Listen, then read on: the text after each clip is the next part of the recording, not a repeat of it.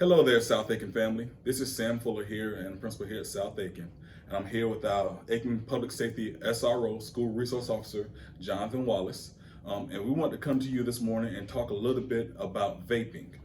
Um, there's been a lot that's happened in the news. There's a lot of information out there about vaping, but we wanted to bring it to our South Aiken family and make sure that we're clear on everything that we can and as much information as possible. If many of you aren't aware, the state of North Carolina just recently settled a lawsuit with a company called Juul, who was selling vapes and is still selling vapes. Part of that lawsuit, they've settled for $40 million. And part of that lawsuit is they can no longer employ models to sell their product under the age of 35. So when you hear that, that immediately indicates to you that they were marketing their product, which is an e-cigarette, vapor type cigarette, to kids. That was their demographic that they were marketing to, because they were hiring models and making it look like the old school Abercrombie and Fitch ads. So it has become a problem. It's become a problem nationwide. We've had our fair share of issues here at South Aiken. And just to give you a visual representation of the issue that we have at South Aiken, this is just a sampling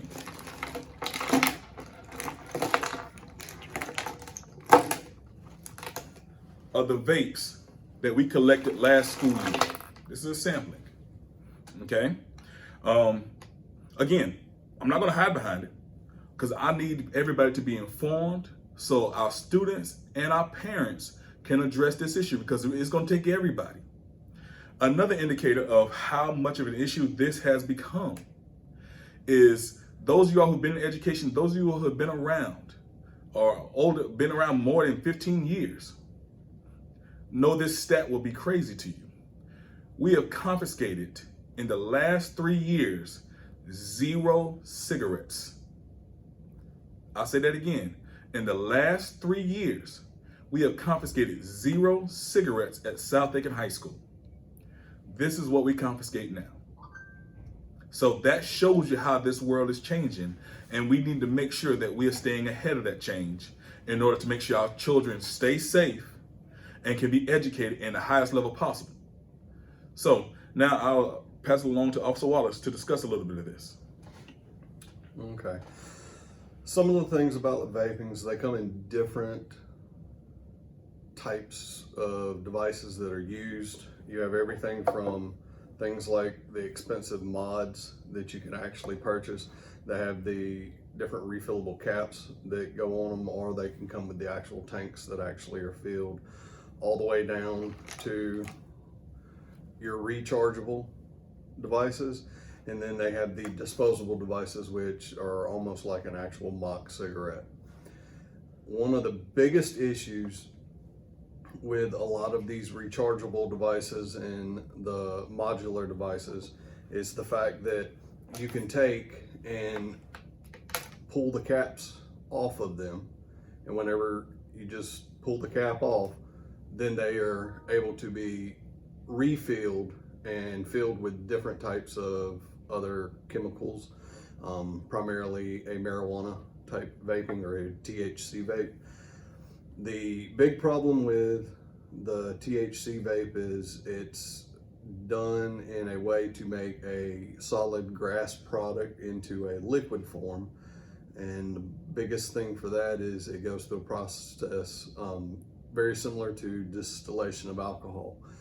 And to do that, they use a lot of the different types of harsh chemicals, primarily using like a pesticide, primarily known as myclobutanol. The problem with myclobutanol is whenever it's heated, it turns into carcinogens and other chemicals, primarily known as hydrogen chloride, hydrogen cyanide, and nitric oxide. And the whole point and process behind vaping is it takes a heating ignition coil and turns the liquid into a vapor, and then that is what is actually inhaled into the lungs. So just take a second and think about the fact that whenever you are using this, you don't know the chemicals that you are actually breathing in.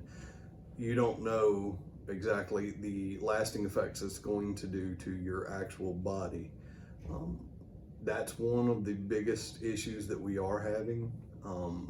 The second thing is, for example, the Juul, they're very small, they're very discreet, and they're very easily hidden. And whenever hooked into the charging port or magnetic charge connector that it has, it looks like a thumb drive that sticks into a computer. Plug it in, charge it on a wall socket, or we've even called people who actually have had battery packs where they've actually plugged in to a cell phone battery pack and have charged their devices that way in their book bags. So that's one of the big issues. They come in all different shapes, sizes. They have them as small and thin as credit cards that can easily be slipped into pockets, all the way up to the huge big battery packs. Many different shapes, many different sizes.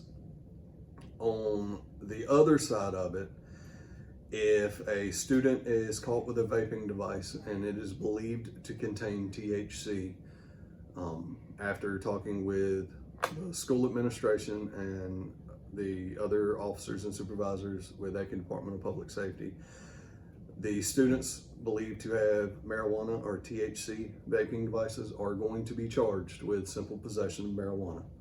And any minor who is possessing a vaping device that is believed to be just regular nicotine or a vaping device that has no THC in it, then they are going to be charged as having minor in possession of tobacco products. That is something, it has become a big problem, and it's something that we believe needs to be dealt with. And we're going to do our best to try and combat it on this end. We are asking students and parents to assist us in that.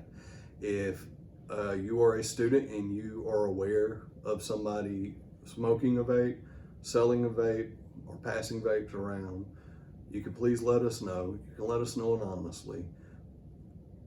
But it takes help from everyone. Parents, be cautious and conscious of what your kids are doing and your children and what you see them doing.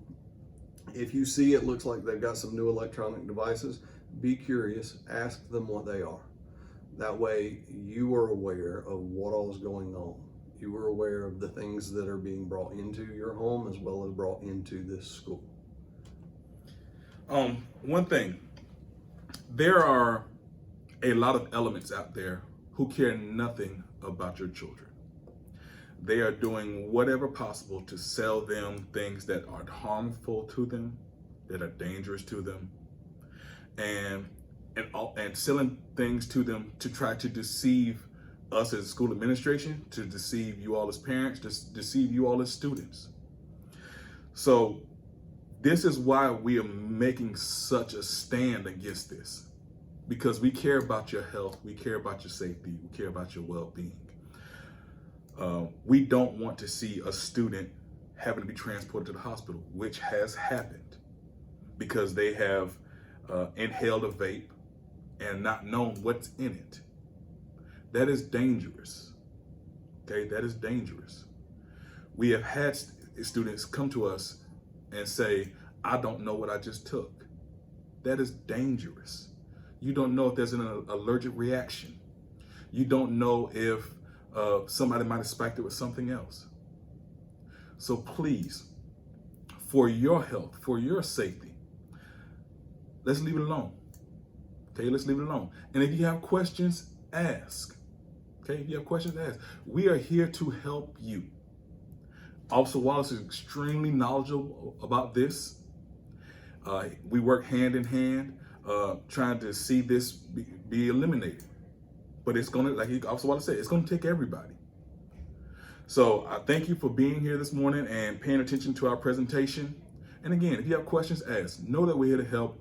And again, because we love you, we want to see you be successful, and we want to do everything within our power to see you be successful.